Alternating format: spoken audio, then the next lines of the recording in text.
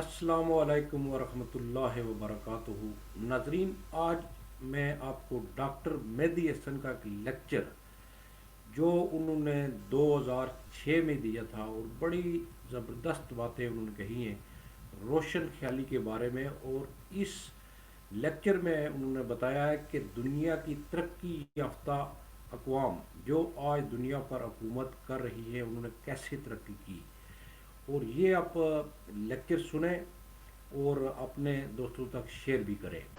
Europe میں روشن خیالی کی موومنٹ کی کئی تحریکیں چلی۔ سب سے بڑی تحریک جس کو رینیسانس کہتے ہیں، جس کے بعد سے یورپ ساری دنیا پہ حکومت کر رہا ہے یا کرتا رہا ہے، اس کی ابتدا 15ویں 16ویں صدی میں اس وقت ہوئی جب علم عام آدمی تک پہنچنے لگا۔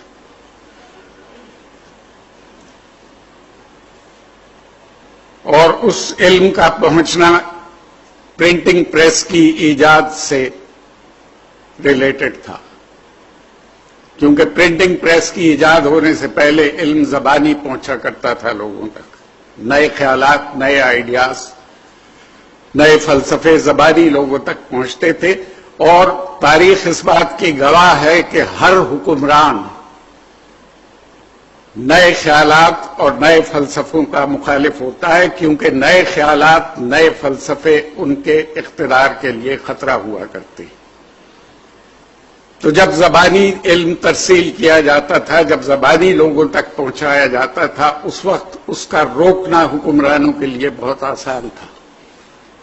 حکمران ایسے شخص کو جیل میں ڈال کے بھول جاتے تھے، مدتوں جیل میں پڑا رہتا تھا، اس کے بعد کوئی عقل مند وزیر، آج کل بھی بہت سے وزیر عقل مند ہیں ہمارے حکمرانوں کے، کوئی عقل مند وزیر کہتا تھا کسی خوشی کے موقع پہ بادشاہ سے کہ اس شخص کو رہا کر دو،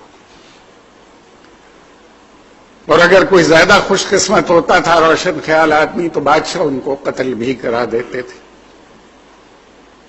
بہت سے ایسے ہماری تاریخ میں اور دنیا کی تاریخ میں شواہد موجود ہیں۔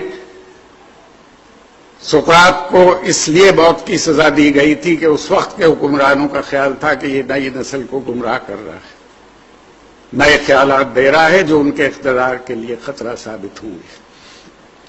چنانچہ جب پرنٹنگ پریس کا استعمال شروع ہوا تو یورپ میں چرچ نے اور بادشاہ نے، جن کا دونوں کا آپس میں گٹھ جوڑ تھا اور ہمیشہ ہوتا ہے اقتدار کے لیے، انہوں نے پرنٹنگ کو حکومت کے خلاف بغاوت قرار دیا اور اس کی سزا موت پائی۔ 1664 تک کتابیں چھاپنے کے الزام میں یورپ میں موت کی سزائیں دی جاتی رہیں۔ انگلستان میں آخری موت کی سزا کتاب چھاپنے کے الزام میں 1663 میں دی گئی تھی۔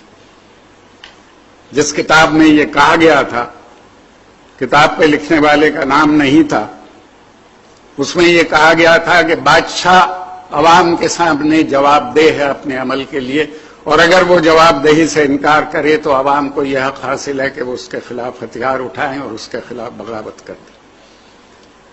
پبلشر سے اس آتھر کا نام پوچھا گیا، اس نے آتھر کا نام بتانے سے انکار کیا، چنانچہ پبلشر کو موت کی سزا دی گئی۔ یہ 1663 کا واقعہ ہے۔ اس پبلشر کا نام جان ٹوائن تھا، اور اس کو ایک فل بینچ نے، سٹار چیمبرز کی مشہور عدالت نے انگلستان کی، متفقہ طور پہ موت کی سزا دی، جس پہ عمل ہوا۔ یہ آخری موت کی سزا تھی کتاب چھاپنے کے الزام میں۔ لوگ سزائیں بھگتتے رہے اور نئے نئے فلسفے، نئے نئے سوچ، نئی فکر کو عام آدمی تک پہنچاتے رہے۔ اس سے پہلے علم عام آدمی کے لیے نہیں تھا۔ بادشاہ اپنے بچوں کو پڑھانے کے لیے محل میں اور حویلیوں میں اتالیق رکھ لیا کرتے تھے۔ برہمن علم حاصل کرتا تھا اور لوگوں کے لیے علم کی باتیں بتاتا تھا، اور معاشرہ اس کے روٹی روزگار کا، اس کے کپڑے کا، اس کے زندہ رہنے کا بندوبست کرتا تھا۔ باقی لوگوں کے لیے علم ضروری نہیں سمجھا گیا تھا 5000 سال پہلے ہندوستان میں۔ صرف برہمن کا یہ حق تھا کہ وہ علم حاصل کرے۔ آپ دیکھتے ہیں کہ ہمارے ہاں ہندوستان میں جو باہر سے ہمارے حملہ آور آئے اور جنہوں نے فتح کیا ہندوستان کو، بہت بڑے بڑے بادشاہ، ان کے بے شمار آثار آپ دیکھتے ہیں، قلعے ہیں، مسجدیں ہیں، مندر ہیں، گردوارے ہیں، باغات ہیں جہاں وہ سیر کیا کرتے تھے، ان کی بیویوں کے ان کے اپنے مقبرے ہیں، ان کے پالتو جانوروں کے مقبرے ہیں۔ ہمیں کسی اسکول، کسی اسپتال کا کوئی آثار ان بادشاہوں کا بنایا ہوا نظر نہیں آتا، کیونکہ ریاست کی ذمہ داری نہیں سمجھی گئی تھی علم دینا۔ تو جب کتاب نے مقبولیت حاصل کی یورپ میں، باوجود تمام تر سخت ترین سزاؤں کے، ہاتھ کاٹنے کی سزا، کان کاٹنے کی سزا اور موت کی سزا، اس سے جب علم عام آدمی تک پہنچا تو اس علم کی تحریک کو رینیسانس کی تحریک کے نام سے ہم تاریخ میں جانتے ہیں، اور لوگوں نے بادشاہ کے اختیارات کو چیلنج کر دیا۔ اس کے بعد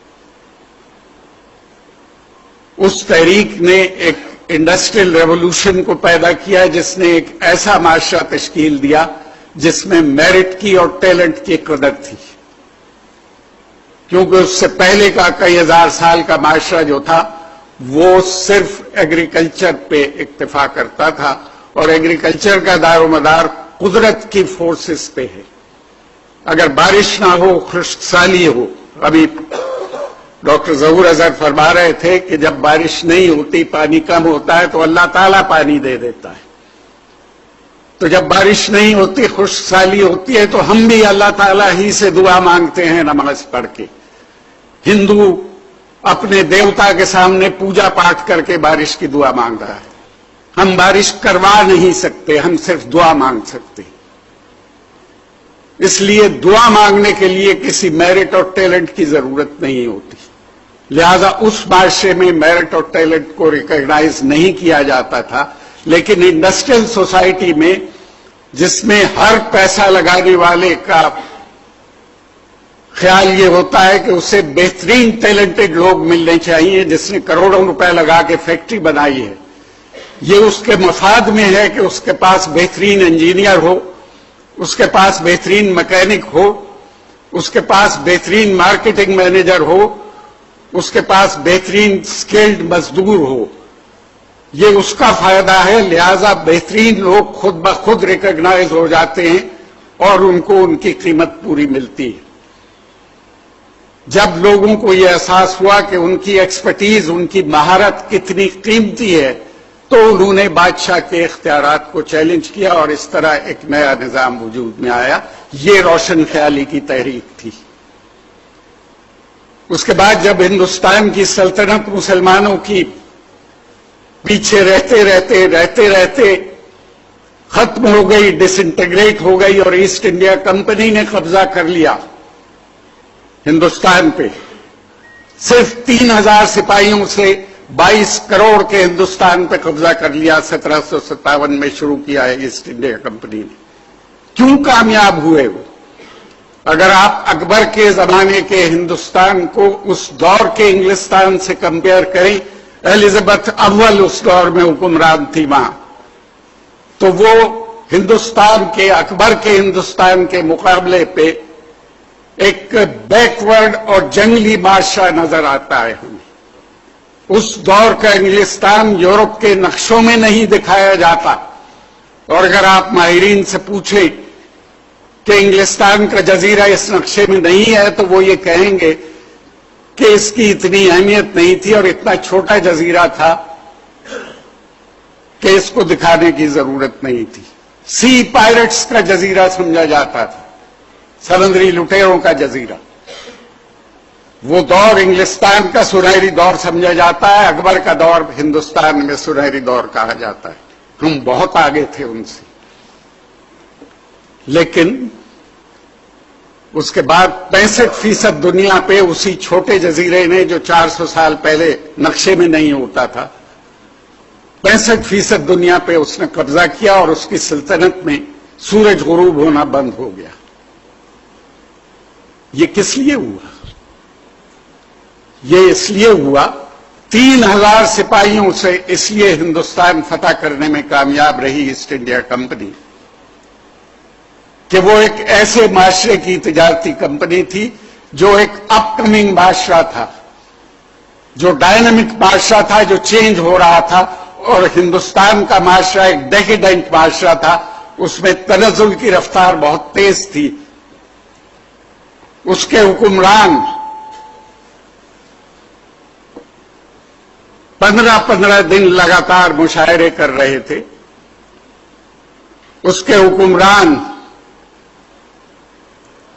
ہجڑوں کی فوج بھرتی کر رہے تھے اپنی ریاستوں میں، اس کے حکمران رستم اور سوراب کے مرنے کا 40 دن کا سوگ منا رہے تھے۔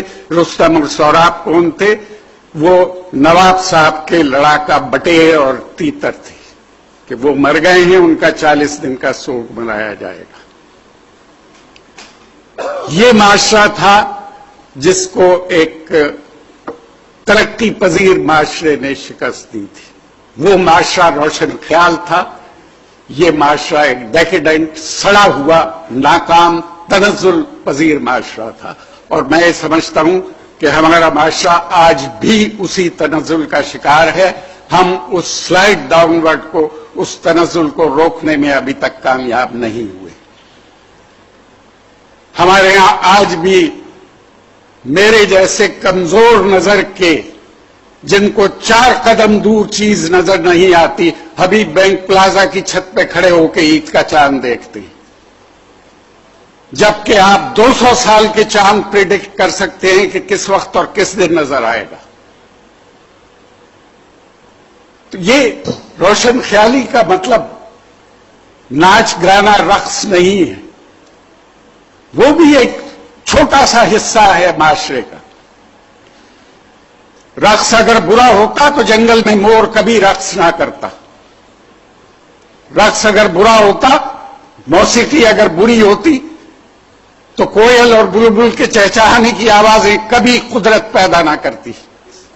تو میں صرف آپ کو یہ کہہ رہا تھا کہ اگر موسیقی بری چیز ہوتی، میں یہ نہیں کہہ رہا کہ آپ ناچ گانا اپنا لیجئے، مت اپنائیے، کوئی زبردستی نہیں ہے آپ پہ، لیکن اگر موسیقی لے سر بری ہوتی تو قدرت کبھی لے اور سر کو ایجاد نہ کرتی، یہ تو قدرت کے بس میں تھا۔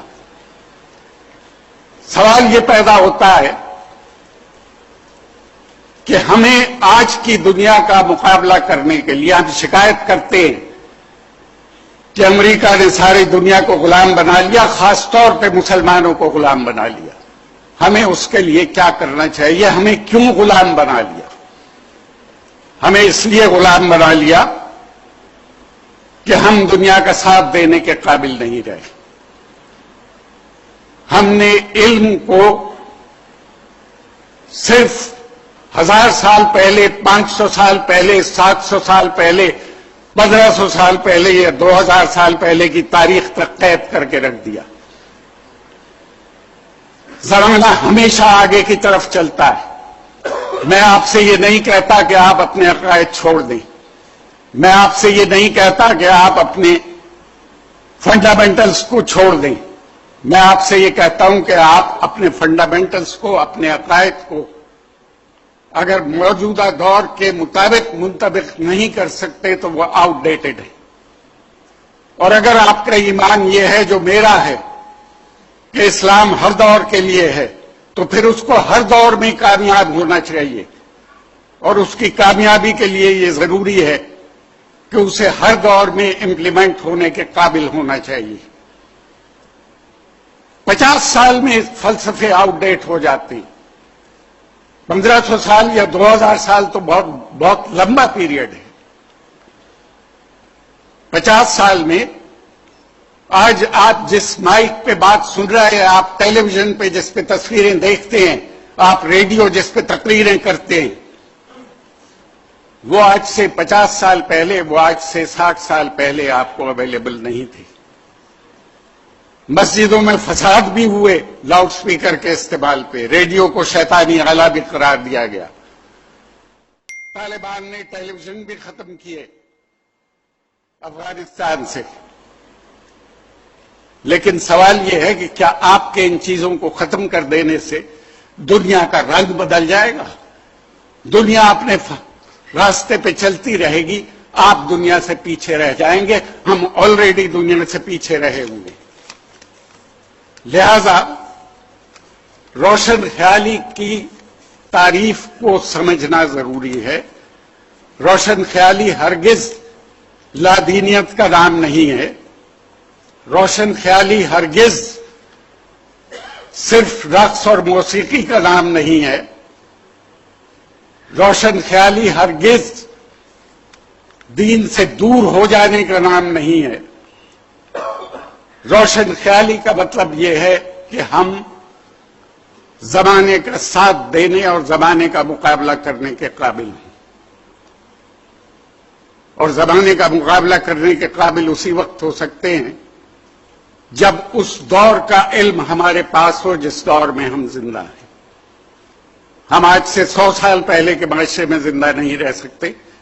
ہم آج سے 200 سال پہلے کے معاشرے میں زندہ نہیں رہ سکتے. ہمیں 2006 میں زندہ رہنا ہے اور ہمارے آنے والی نسلوں کو 2020 میں، 2030 میں، 2040 میں زندہ رہنا ہے. جو اس قسم کی زندگی ہوگی، اس قسم کا معاشرہ ہوگا، اس قسم کا زمانہ ہوگا. اگر اس کے مقابلے کے لیے آپ تیار ہوں گے تو آپ سرفراز ہوں گے، ورنہ پھر ایک ٹیلی فون پہ ہی کسی ملک کے سربراہ کے آپ کو اپنی پالیسیاں تبدیل کر لینی پڑیں گی.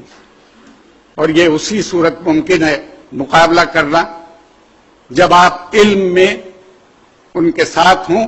اور آخری بات یہ ہے کہ جو علم روشن خیالی پیدا نہیں کرتا ہے، جو علم روشن خیال نہیں ہوتا، وہ علم نہیں ہوتا. علم کو آپ پابند نہیں کر سکتے، علم کو آپ محدود نہیں کر سکتے، اور علم کو آپ صرف یہ نہیں کہہ سکتے کہ اس کا تعلق صرف عبادات سے ہونا چاہیے. اگر صرف عبادات ہی مقصد ہوتا تو ہندو جوگیوں کی طرح آپ جنگل میں جا کے جھوپڑی ڈال لیجئے، اللہ تعالیٰ سے لو لگا لیجئے اور جتنا چاہیں آپ عبادت کرتے رہیں وہاں بیٹھے. مگر میرے خیال میں اس کی تو آپ کو اجازت نہیں دی گئی یا مشورہ نہیں دیا گیا. آپ کے لیے دنیا اتنی ہی امپورٹنٹ ہے جتنا آپ کا خدا سے تعلق ہے. اور اس خدا سے تعلق کو آپ کے دنیا میں کامیابی کا ذریعہ بننا چاہیے. اور وہ اسی وقت ممکن ہے جب آپ اپنے عقائد کو، جب آپ اپنے فیتھ کو، جب آپ اپنے ایمان کو اس قابل بنائیں گے کہ وہ آج کی دنیا میں امپلیمنٹ ہو سکے اور دنیا دیکھ سکے کہ یہ قابل عمل فلسفہ ہے. صرف باتیں کرنے سے مسائل حل نہیں ہوا کرتے. لہذا میری درخواست یہ ہے کہ روشن خیالی کے معنوں کو سیاست سے الگ کر کے دیکھیے، اور روشن خیالی کی مخالفت صرف اس وجہ سے نہ کریں کہ روشن خیالی کا نعرہ ایک فوجی ڈکٹیٹر نے لگایا ہے جس نے ناجائز طور پہ حکومت پہ قبضہ کیا ہے، لہذا اس کی مخالفت ہم پہ فرض ہے. وہ جس روشن خیالی کی بات کرتا ہے اس کو ضرور کریٹیسائز کیجئے، مگر روشن خیالی جو صحیح روشن خیالی ہے اس کے بغیر ہمارے معاشرے کی ترقی اور فلاح ممکن نہیں ہے. آپ کا بہت بہت شکریہ کہ آپ نے صبر سے وہ خیالات سنے جن سے شاید آپ کی اکثریت کو اتفاق نہ ہو.